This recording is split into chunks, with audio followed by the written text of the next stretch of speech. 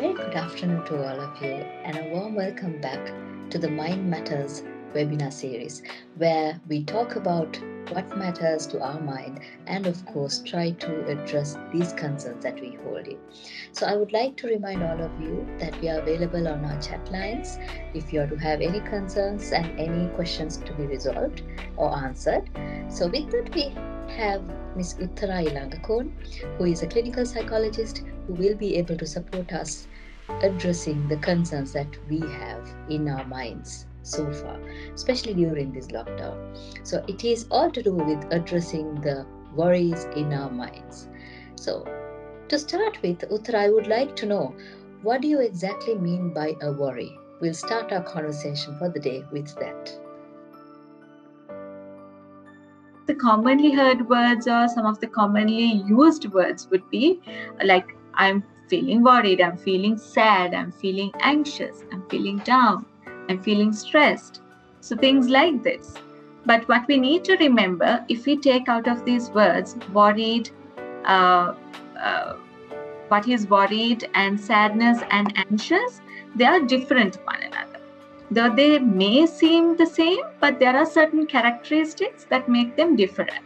So to answer your question, what a worry is something that we all feel at some point, and most of us feel it daily. So those who worry, meaning every single one of us, can still control the intensity and the duration of this. Worry is not just a feeling. There is also the thought attached to it. So when these kind of thoughts, some thoughts come into our mind, we start feeling worried. However, like I said before, we can control the intensity and the duration of these worry thoughts. Meaning someone who worries can divert their attention to some other task and will be able to distract him or herself from the worry thought. So these thoughts typically will be of short duration, and you can typically have some perspective into it, meaning we won't be feeling like it's out of proportion, and frequency and the intensity will not make us feel impaired, or in other words would not make us feel like that we can't do something what we are supposed to do or something that we want to do. Also, when you worry, you will be typically thinking of an actual event that is going to take place or that is taking place currently, and it won't be something like hyper-focused event that our mind creates. So if I am to give you an example, let's say your friend is climbing a ladder, and you might worry thinking he or she might fall and injure themselves. So if it was me, if it was you, if it was anybody in that situation, they would feel that. But that does not mean, let's say after this event there is some task, like there is a class or some work that you have to attend to. This incident about your friend climbing the ladder won't be interrupting that task. That event, you're in that event and you feel worried, and later on you will be able to focus on that particular task you're going to do. Another example would be with regards to what we are feeling and going through with the current changes with the pandemic, we worry about our friends and the family members' health. So if it was you, if it's me, or if it's you, if it's somebody else, we all feel that in this current situation. But in that moment, us feeling that won't be interrupting us. Let's say we have to do some project, or we have to go somewhere, we have to get something done, or we have to join a meeting. That won't be interrupting those as well. We still have the capacity or the capability to join those and get those things done as well. And also worry can sometimes be very productive. It can create or give you solutions to real problems. When we worry, our thoughts often caused by a realistic or a specific concern we can resolve by problem solving. An example of a worrying thought is, if I don't study hard enough, I will not be able to pass the test. But once you have identified the problem and arrived at a particular solution, which is to study a bit harder, you are likely to move on from this thought and diminish the worry. So worry is something that can be actually managed. So that is worry. And now when we take a look at sadness, Sadness is again a human emotion that all of us feel at certain times during our lives. It is actually a natural reaction to situations that upset us or give us some sort of discomfort. But there can be varying degrees to sadness. Behind that, there can be also some thought that is involved that we feel sad about. This gives us the feeling of being upset and discomfort. But like other emotions, sadness is, what we need to remember, is temporary. It fades away with time. It doesn't generally last for a long time, and it doesn't normally impair us or feel like we are impaired in our other aspects of functioning, such as personal, social, occupational, and other important areas. When you're sad, in that moment, you may feel overwhelmed at times, but there will still be moments when you are able to laugh or feel comforted. So, for example, let's say we have planned a virtual meeting with our friends, but due to some circumstance, it gets cancelled. So for that moment, we feel upset and we feel sad. Okay, I don't get to meet my friends or have that discussion or have that meetup. But we can still focus. Let's say after this meetup, there was a plan to focus on some other work or a class that you had to join. But that does not mean the feeling that you're feeling right now will be impacting that task you're planning to do. So you're still able to carry out normal conversation and still try to smile and laugh about anything. So in other words, even just like worry, sadness also to that extent, to a significant level, it won't be impacting us in our other important areas of functioning.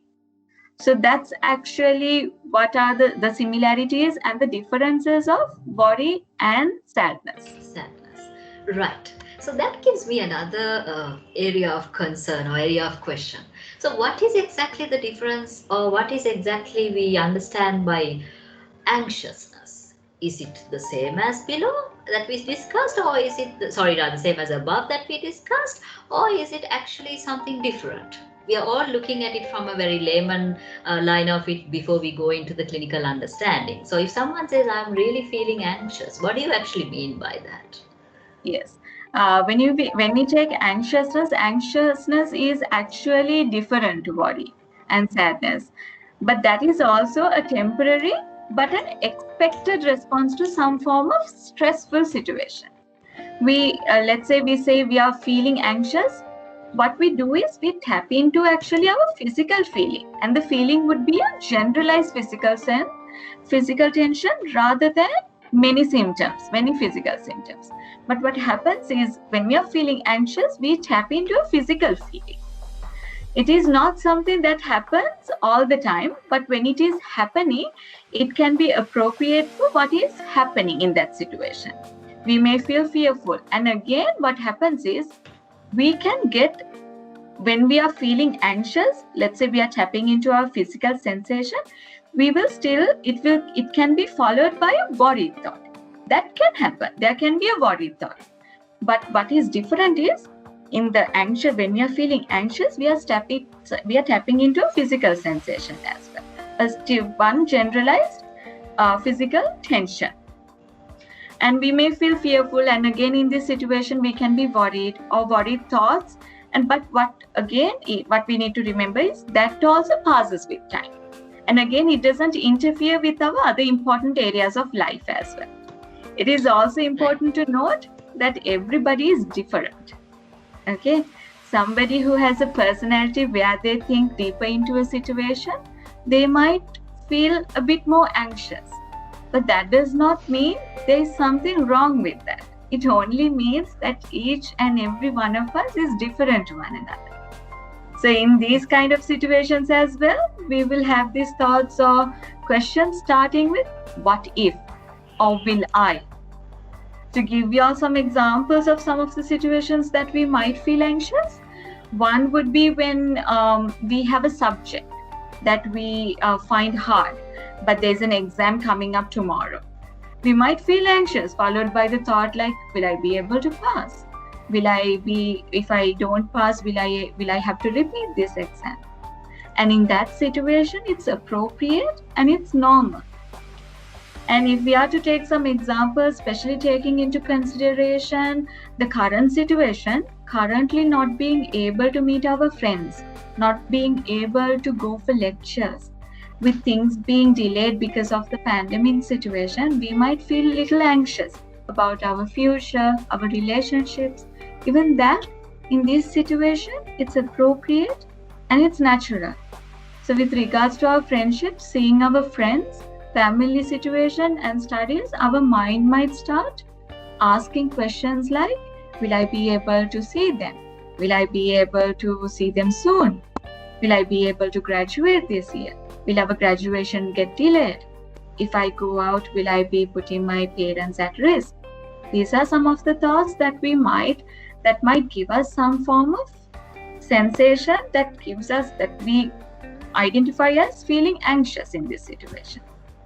And also, another way to differentiate this anxiousness is that these are just thoughts which are isolated, and remember, they pass quickly on their own, and they will be passed with a little bit of reassurance. So, for example, let's say you're worried about lectures not being happening, and let's say there's a delay in that. What you can do is, if you ask the lecturer might give, yes, there are certain things in our control, but certain things that are not in our control. But let's see how it goes. Maybe we can have some extra lectures and try to finish it off. When we hear that anxiety, the anxiousness, the feeling of anxiousness reduces. So, Right. So, Let me move into the next segment. Holding you over there, before going into the clinical side of it, because the next question that I've been getting from the audience is that what could be the most possible reasons that lead us to worry or be sad? So, what could be the possible reasons that one could get led to either worry or sad or even being anxious? Yes. So to that question, one reason would be changes to our normal lifestyle, or the lifestyle we have identified as the one we are used to, or this is our normal lifestyle. But in this situation, one thing we don't realize, or let alone it doesn't come into our mind, is how did we, even this normal lifestyle that we have gotten used to, how did we even come to that point? Mm-hmm. Even to come to that normalcy, there was a transition period. There were certain things that we had to get ourselves adapted to. And with time, with that transition period, with the little changes, we got ourselves adapted to. So even right now, it seems as if we are still in that period where we are getting adapted to, and we are figuring out, okay, there are certain changes. How am I to react to this? How am I to deal with this?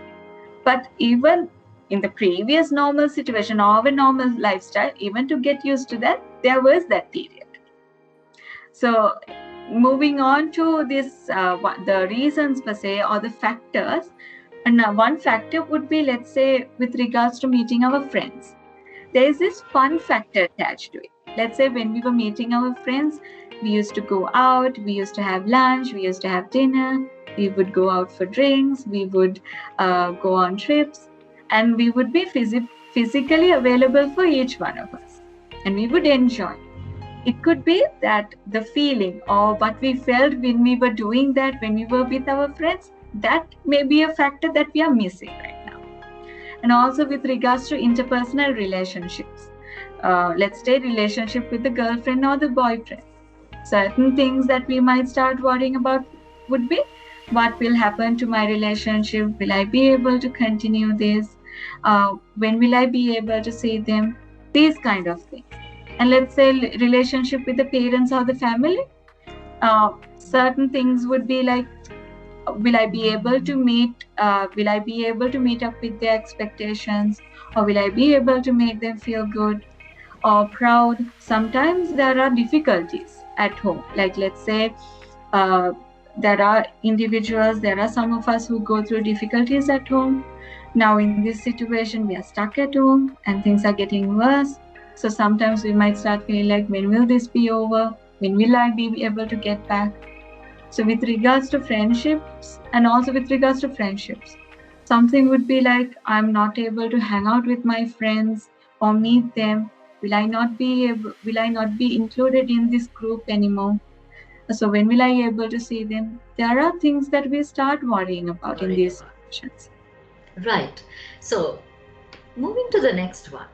I Mm. have heard, and I'm sure all of us have heard, a lot of us do share, even with intention or without intention, saying that I feel depressed, or I have depression, or I feel sad, so I'm depressed.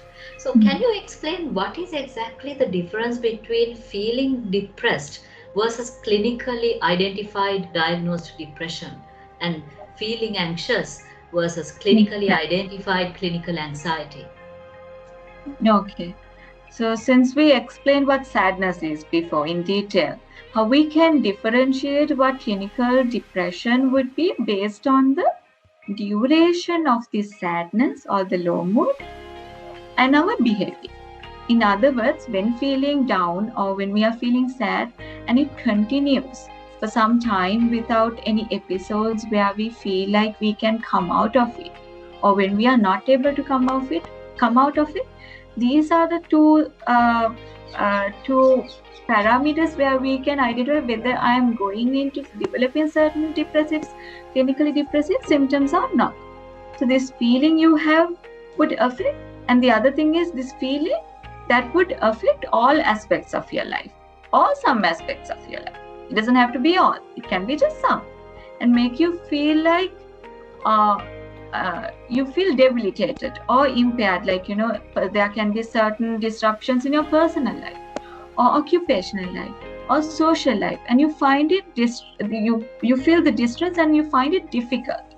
So the low mood or this feeling of sadness, we feel can be then prolonged. If it's prolonged or constantly felt, we might feel that it is impossible to find enjoyment in anything, including some of the activities that we used to enjoy before, and even some of the individuals we used to enjoy with. So, in other words, how we can differentiate clinical depression would be based on the duration of the sadness and our behavior and the intensity. So, and how much it affects our other aspects of areas of functioning. Right. So when you talk about this duration and the functions, I myself have experienced, and I'm sure students, when we talk, the moment we hear these guidelines, we tend to make a guess. Okay, what is Yes. this duration? Do I have it? We kind of have this tendency nowadays to Google and figure out whether I have depression, or maybe go ahead online and figure out whether I have anxiety.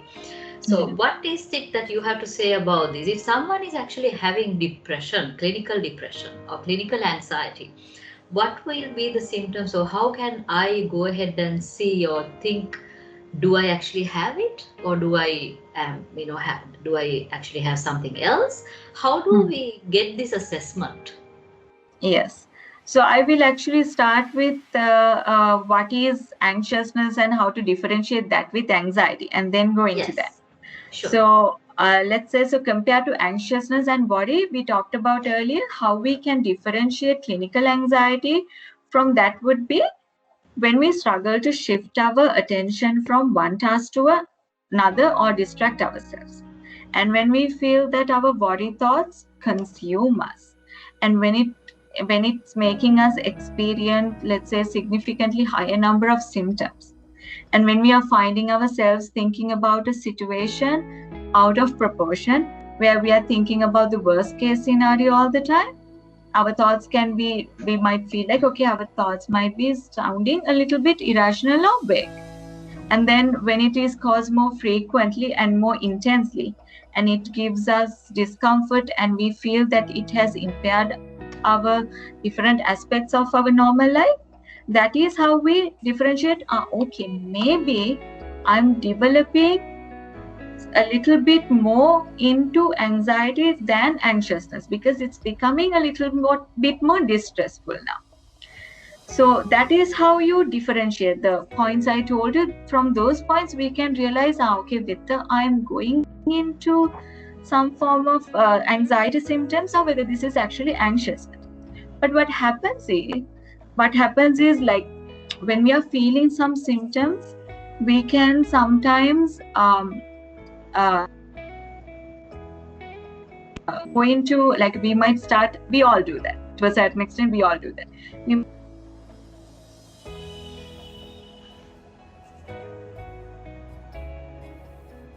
might having anxiety. I mean, certain assessments available online that we try to do, and we try to identify whether we have anxiety or depression, clinical depression. But what you need to remember is, when we go into that, what they would ask is, they would ask us to pick the symptoms and see, okay, based on this, you seem to be developing that. But that itself, these assessments available online, they are not standardized. And there are, if we take a standardized assessment, there are culturally appropriate cutoff limits. So when we do these assessments, that may not give us an accurate picture of what we may be going through. So I would suggest, if we are feeling, let's say I'm feeling something more, and if your gut feeling is saying, okay, maybe there's something more, the best thing for you to do is try to approach a friend, or try to approach your counselor, try to approach a psychologist, and even a clinical psychologist. And if you want a thorough assessment done, one person you could approach is a clinical psychologist, because these clinical psychologists are trained to do certain assessments, and the assessments they persist, they are actually standardized assessments. So they can actually help you to identify what you're feeling better than sometimes us trying to figure out on our own through the online search. So I would recommend, if you're feeling something further, try reaching out a clinical psychologist, a psychologist, and even the counselor is able to help. So let's say they figure out, okay, maybe there are certain, and they will definitely help you to identify or understand what you're feeling. And if they are feeling, let's say you need further support, let's say certain medication, clinical psychologist and psychologists know when to make that judgment. And if they know, okay, this person is, they will be able to direct you to a psychiatrist actually. So I think it would be actually good if you can approach a clinical psychologist, and a counselor before we try to search and check what we are having. Yes.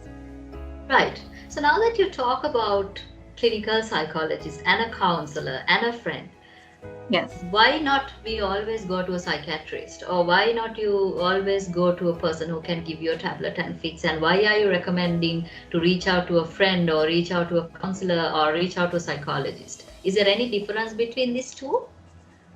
Yes. So you see, when it comes to, let's say we have an issue and we are going through something and we are feeling something, sometimes the need, or what the person needs could be just talking to somebody. So individual to individual, based on their issue, their needs also differ. Sometimes it could be a matter of just venting out what they are feeling, or sometimes it's a matter of wanting somebody to listen to them. And sometimes it could be something that that needs untangle, like if it's in tangle, like a tangle ball. So what we need would be somebody to guide us to how to untangle this. So somebody who can help us in this manner would be a clinical psychologist and a psychologist. So sometimes it's good to reach out to them first, because they can help out, okay, and see what this person's need is, because they take time. They take sometimes an hour, sometimes it can go more than an hour, and they talk to you and see what is your need, and they try to tap into that need. But if they feel, they still can make the judgment. If they feel like you need further support, you need medication, they can make that judgment, and they do make that referral when it is necessary. So sometimes, I mean, it's actually good to go to a clinical psychologist and psychologist first, because they would take time to understand what the issue is and try to tap into the need. Right. Yes. So that's indeed amazing to understand because most of the questions that we have is okay, we have so many people's designations starting from the word psych, and Yeah. where do we link for what? So I thank you so Yeah. much, Uttara, for clearing that confusion out for us. So, with Yeah. that, let's move on to the technique. So, now that we know depression is not actually being depressed, and that we know anxiety is not actually being general anxious, right? So knowing these two components, if someone is actually having a worry, or if someone is having this general sadness that continues for more than a week or two, and constantly feeling anxious regardless of these incidents that is coming up, first I believe we will give it a try to naturally resolve within ourselves. Yeah. So, what can be the techniques that you could suggest if we are to first give it a try, resolving this within ourselves? Yes. So, first thing I would like to ask you all is, try to accept who you are.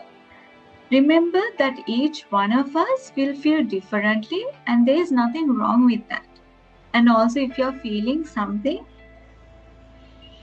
well, try to accept yourself, and with what you're feeling, try to acknowledge, okay, I am feeling sad, I'm feeling worried. And also, now there can be thoughts, right? So what you have to do is try to, without getting entangled with these thoughts, try to observe these thoughts and just acknowledge, yes, this is the thought, this is what I am feeling.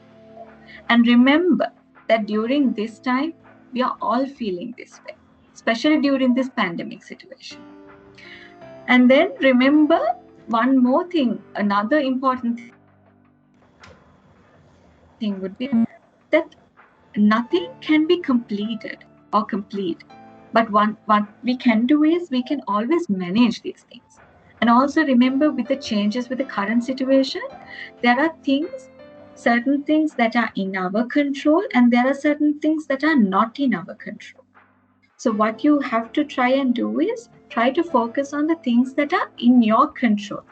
For example, you can focus on how you eat, or even how you keep yourself hydrated, and what kind of enjoyable activities that you can include into your schedule, and what kind of self-care tasks that I can do. So these are the certain things that you can actually focus on and actually are in your control. And also remember the things like lockdown, the pandemic, not being the being under quarantine. Sometimes most of us are not able to go out and going for lectures. These are actually not in our control. So try to accept that, okay, this is currently not in my control, but there are certain things that in my control. I can focus on that. And also another thing would be that would help you all would be help all of us would be actually a schedule. Try to have, like, even meal times, or like, what time you're going to work, what time you're going to uh, tune into your Zoom classes, and what are certain self-care tasks, and what are the enjoyable tasks. All these things try to include into a schedule and try to follow a schedule.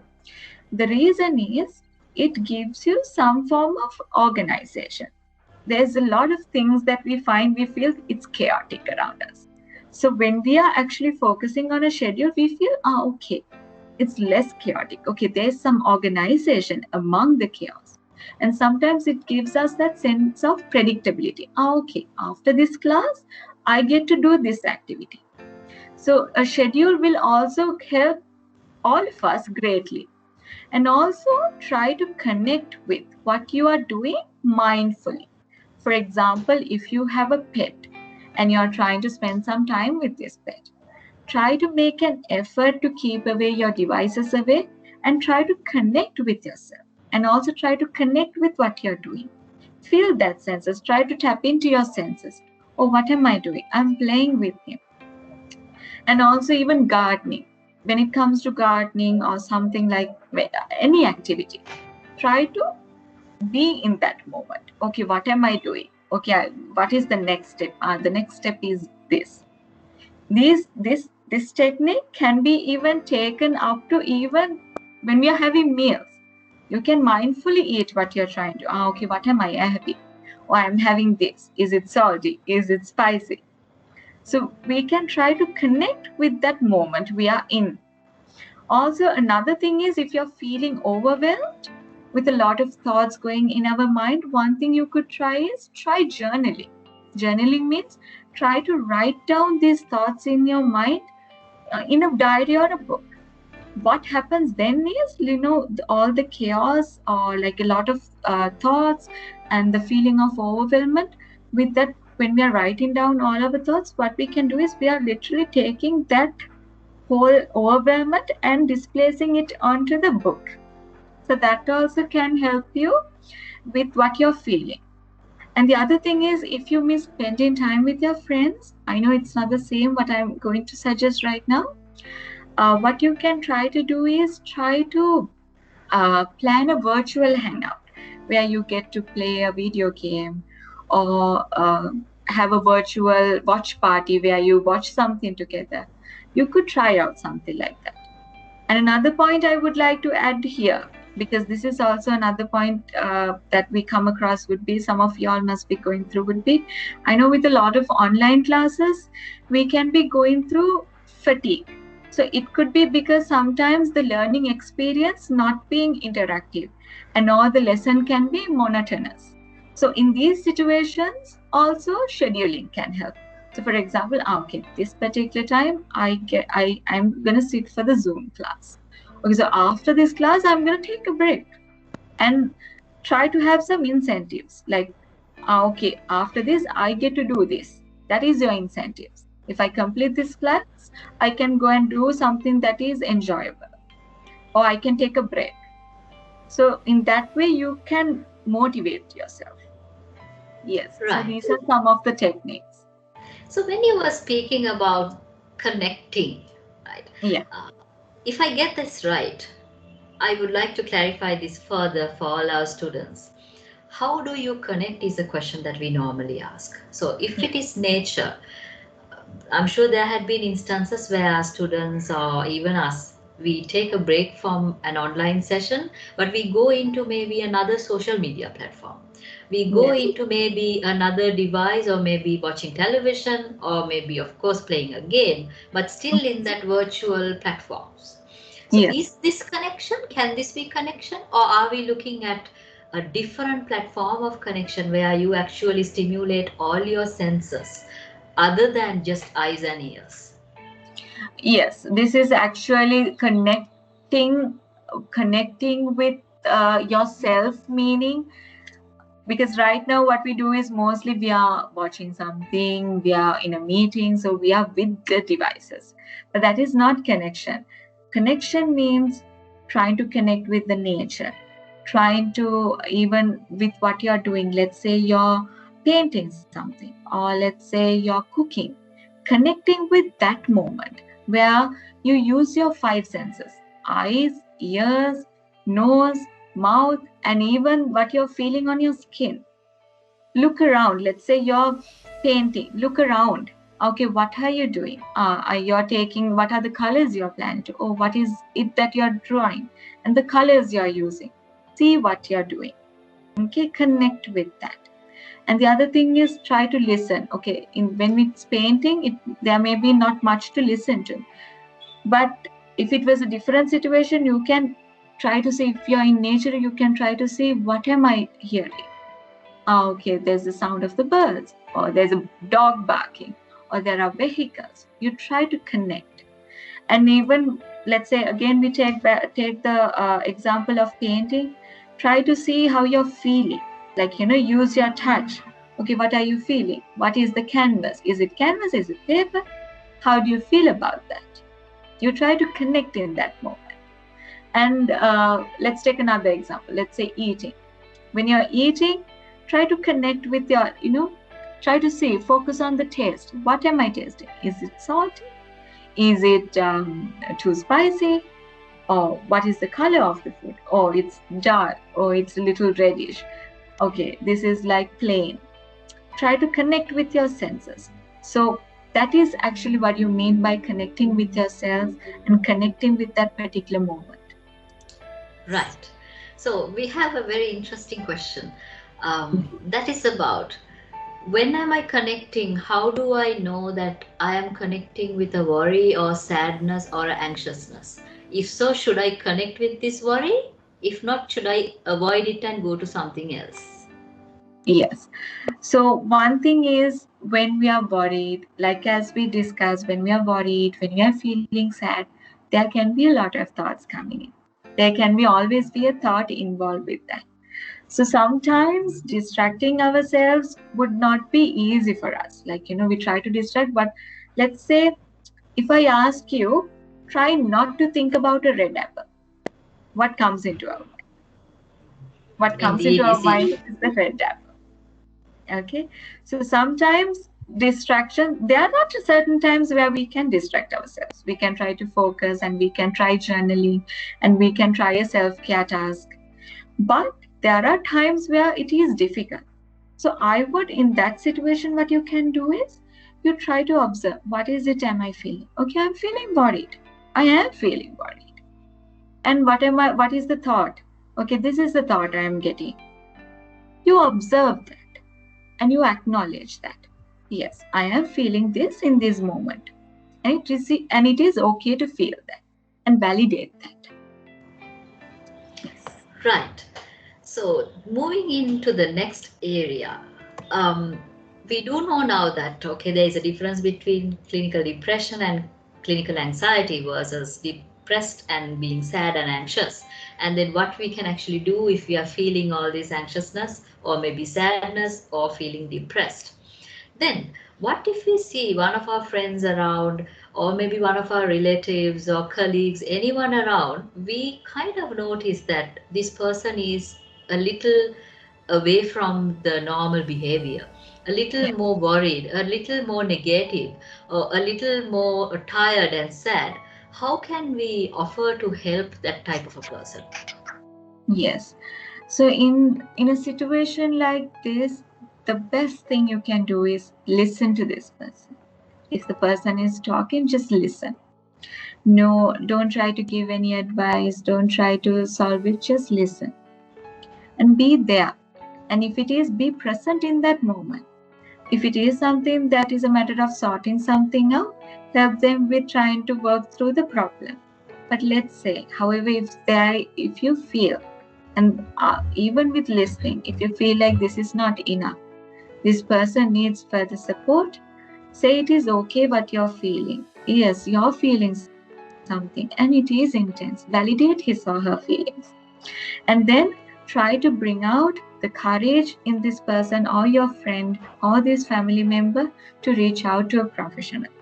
And if you have to, try to accompany this friend or this family member. That is the best way you can support this person. Right. So, as a student, let's say I see, or even as a colleague, or even as an employee, let's say I do see, even with my listening, even with my level of support, this person doesn't really seem to be accepting the self, or doesn't really seem to be okay, or doesn't really seem to be coming back to normalcy that we expect. Is Yes. that a judgment? Or can we make a judgment like that about depression or being depressed? Or for that matter, being anxious or having clinical anxiety? Yes. So in that situation, let's say you're feeling okay, this person, how much we are trying to give the we are listening to this person, but this friend is not seem to be coming out of it. That that may not be the situation where we can make a judgment whether this person is feeling anxious, feeling sad, or feeling depressed. I would suggest, if this person doesn't seem to be coming out of it, try to reach out to a professional, a psychologist, or a counselor, or a clinical psychologist. I think with the thorough assessment, they will be able to make that judgment whether this person is going through clinical anxiety, clinical depression, or just feeling anxious or sad. But what you can do is, the best thing you can do is, without making the judgment, try to bring out the courage in this person to reach out to a professional. Wonderful. With that, Uttara, there is one person wanting to ask a question. Ravini Vikramasinghe, yes. Sorry, Kaushal, it's a mistake. Ah, Extremely not a sorry. worry, not a worry. Not at all a problem. All right. So, if not, we have another question that has come to me in the confidential chat line. Let me read it out for you, Uttara. I Yes. have so many panic attacks coming to me because I feel anxious all the time. Even if I don't have a submission, even if I have a submission, even if I don't talk to a friend or not. What can Yes. I do when I have a panic attack? How can I address this? Bit of a long question, but I suggest it's to do with feeling anxious and leading into a panic attack. So we'll start off with the first part of the question. What is it actually a panic attack? Yes. So panic attack is, it might show mimic or certain, it might mimic certain ways or certain symptoms that we might see or identify would be like, we might feel faintish, we might have difficulty breathing, we might have shortness of breath, sometimes we might feel a tightness in chest, and sometimes we can feel sweating and a pounding heart. That might mimic certain symptoms of a panic attack, or it can be a panic attack. But without making the judgment, we can see that there is still, these symptoms still cause some sort of distress to us. So focus on that. And what you need to remember is, different people feel different things. And however, let's say there is a friend who mimics certain symptoms or shows certain symptoms of a panic attack. What you can do is stay with that person. And if it is a friend, what you can do is stay with that person and you try to stay calm, and don't try to make any assumptions about what this person might need. If you want to, just try asking them, but even when you're speaking to them, you have to be very careful. Use always short and simple sentences if you want to talk to, but don't try to rush them to something like sit down, ask them to sit down, keep your head between your legs. No. If this person is not in harm's way, let's say if a person is not top of the stairs and not about to fall, let that person be in that environment. And what you can do is be there, be present, and stay calm. And if there are certain stresses in the environment, let's say there's somebody else feeling anxious and trying to do certain things in certain way, if that is causing some sort of stress, try to remove that particular stressor from the environment. And if you are having a panic attack, what you can do is try to get to a comfortable position and try to reach out to something like, if there is someone, try to reach out to someone. And let's say there isn't someone, try to, what you, for the moment, I'm not giving any techniques. This is something in that moment that you can do is try to use your touch and try to touch something and see what is it that you're feeling. That is something you can do. But with the panic attack, what we need to remember is, each individual to individual, the panic attacks or the presentation or the manifestation of panic attacks can be different, and the individual needs can be different. Therefore, it is always good if we can reach out to a professional like a psychologist and a clinical psychologist and try to understand what is it about my panic attacks. And they can give you actually a more personalized intervention or personalized techniques that might actually suit you. So one thing you can do is go to a comfortable place, try to use your touch, but I would suggest you try to reach out to a professional. They can help you understand your panic attacks and they can give you a technique that is suitable for you. Right.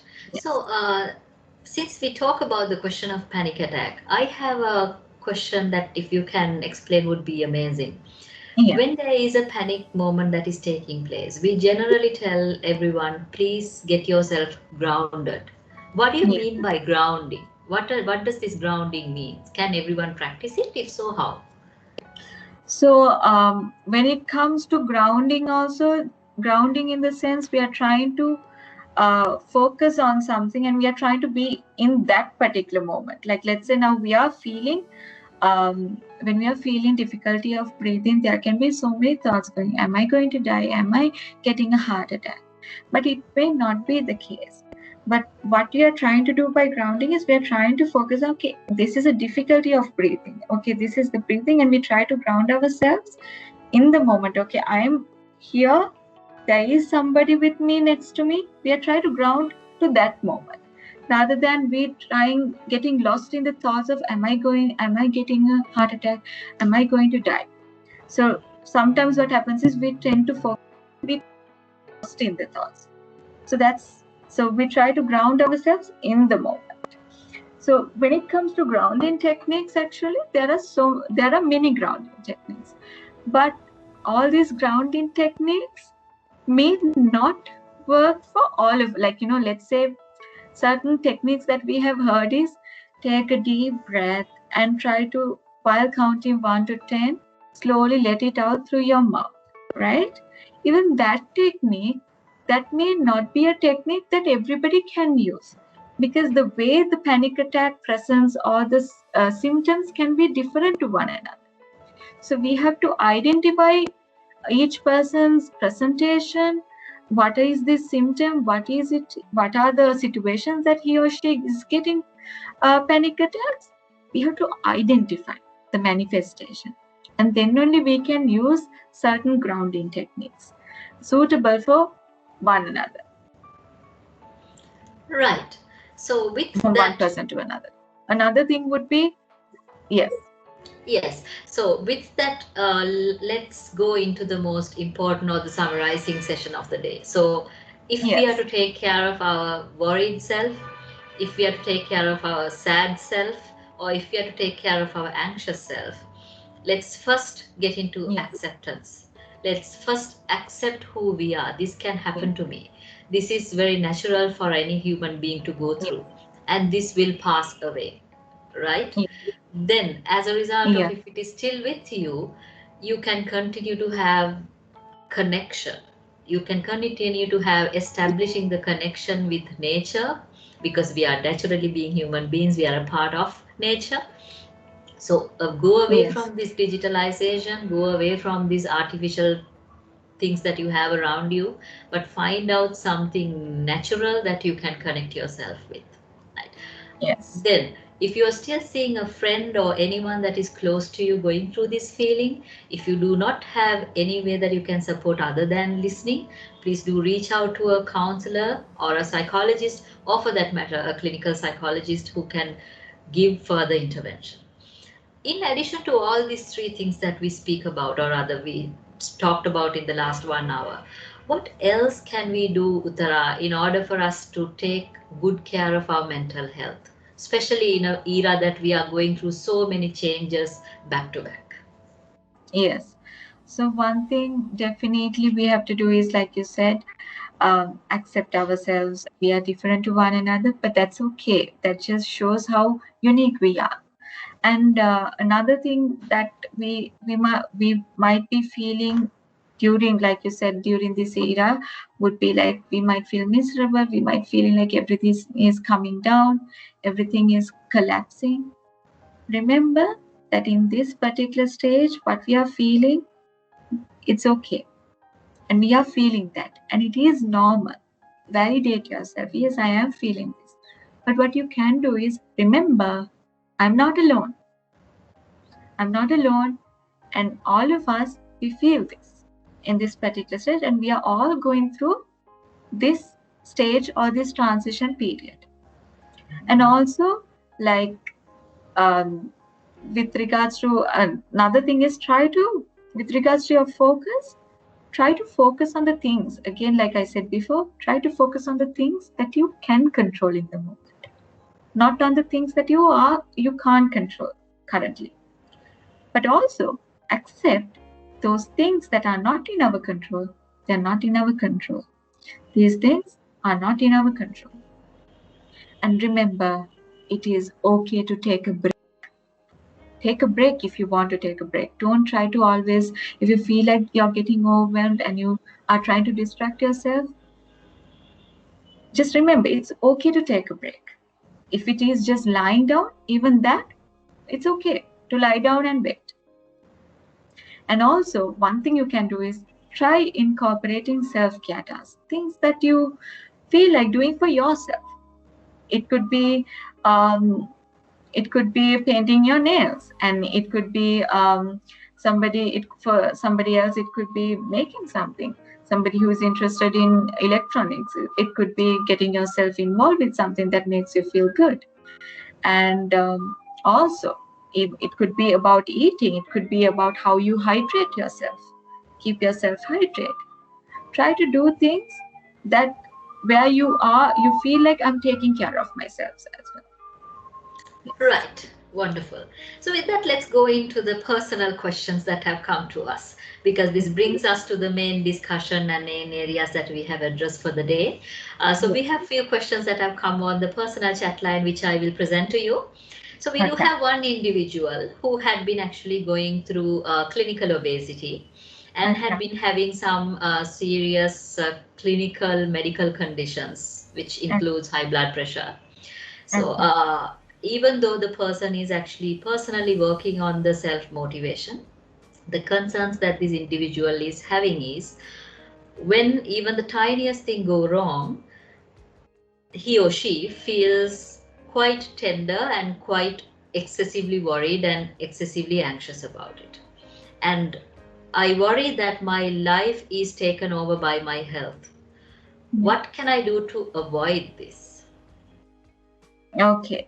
So one thing is when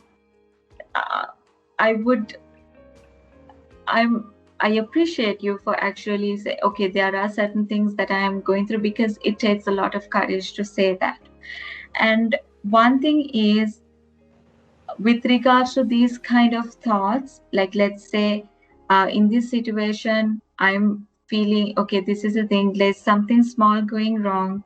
And then you feel, okay, everything is, what you tend to do is you tend to determine, if I am getting what she's trying to or he's trying to say is, other things what you are doing, accomplishment or whatever, they are being judged or being measured by the health. It comes back to, okay, my health is starting to overtake everything that I'm doing, right?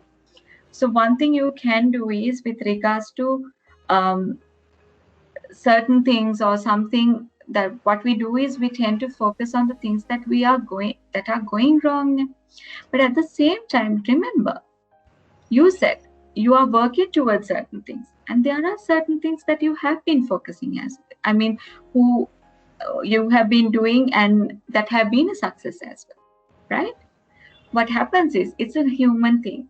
We all of us as human beings, what we tend to do is, if something goes wrong, our focus tends to shift to that.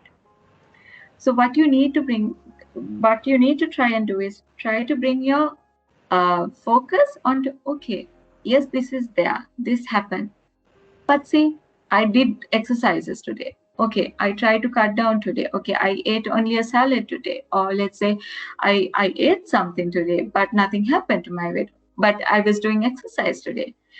Not just that, not just with regards to your health, but let's say with the difficulties you're going through, you're still focusing on work. Let's say you're still focusing on your studies.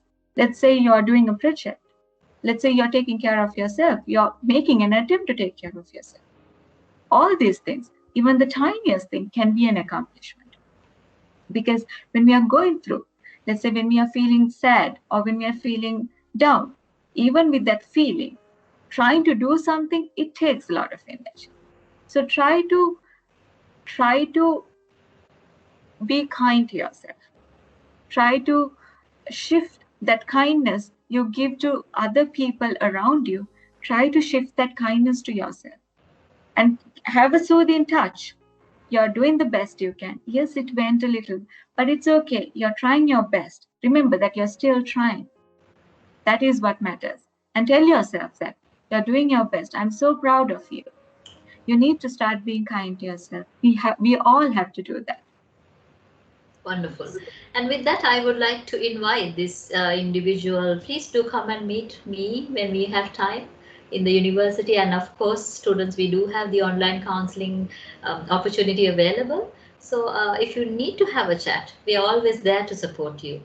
Right, and if there is a requirement, of course, we can go to the level of linking you up with Uttara, and then, of course, the other clinical psychologist panel that we have on board to support you on behalf of the university. So, please don't hesitate to come here and have a chat. That would definitely support.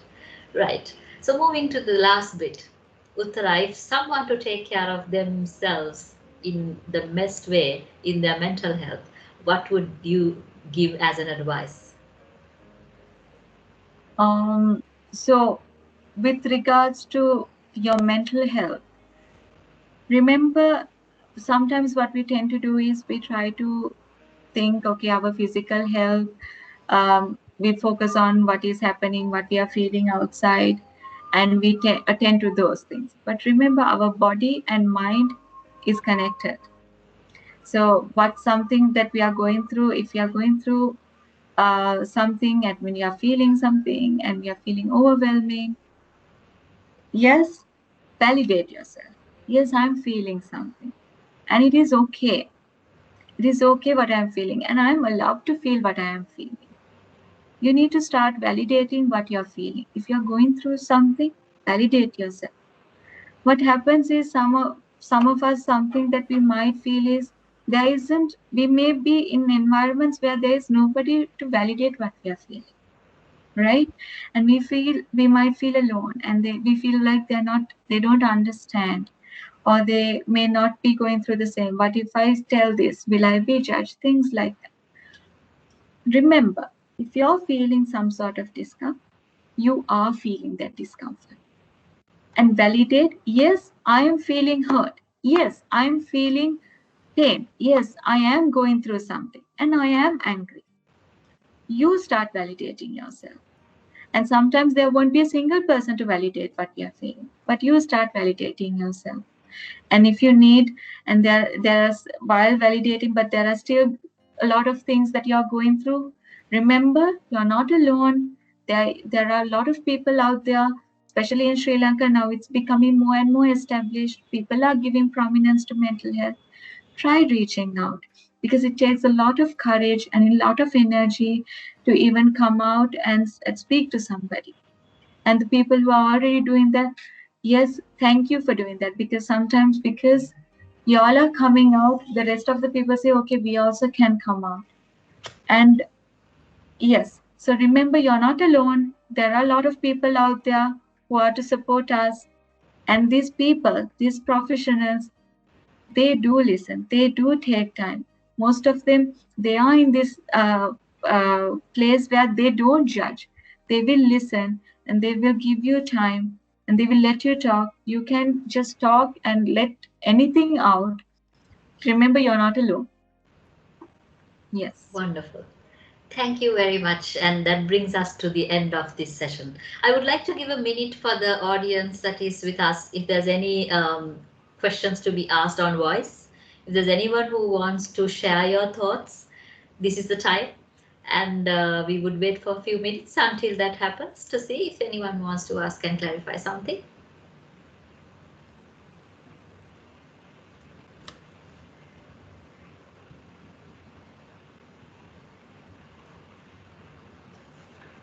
Yes. So if not, we can always, you can always reach out to me on the confidential chat line. Of course, if not, come to me on email services that we have provided. And let me again thank you, Uttara.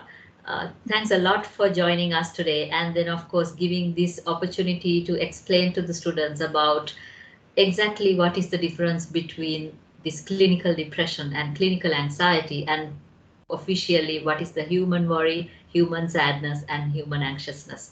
And I believe it cleared a lot of concerns, a lot of myths that we had, and of course a lot of false beliefs that we had, giving us the opportunity to reach out to support and to reach out and take care of us. So thank you very much. And we, on behalf of Apit family, we wish you all the very best with everything that you do. And may you have the courage to support everyone who is in need of support in their little minds. So that brings us to an end of the webinar today. We would like to, we would invite all of you to join us back again in January for a new year with new wishes and of course with new areas of discussions to take care of our own mental health. And this brings us to a corner, and very good evening to all of you, and let's say bye from here. Thank you, Uttara. We'll see you back again. Thank you. Thank you for having me.